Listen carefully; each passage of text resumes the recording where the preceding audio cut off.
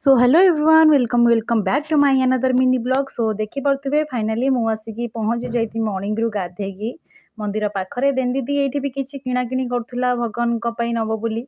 Then मुझे resort नहीं गली जेहेतु खरा होता देन आज जेहेतु ओडिया नववर्ष बा पणा संक्रांति जोटा आम कहते तो दर्शन कर सारिकी बाबा को मुझे पलि आसती सर्ट नापी देन यही जगटा मत एत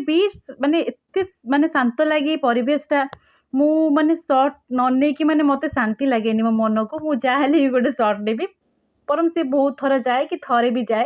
तो बहुत थर मंदिर को आसी मत बहुत ही भल लगी। तो आपण मैंने आज जेहेतु पणा संक्रांति आज आपण घरे कौन सब प्लानिंग होती बणा पिउछंती कि नहीं बहुत सारा वीडियो अच्छी मो पाखे जेहेतु मत समय होनी तो मुझे बहुत सर्ट करके पकाऊँगी कारण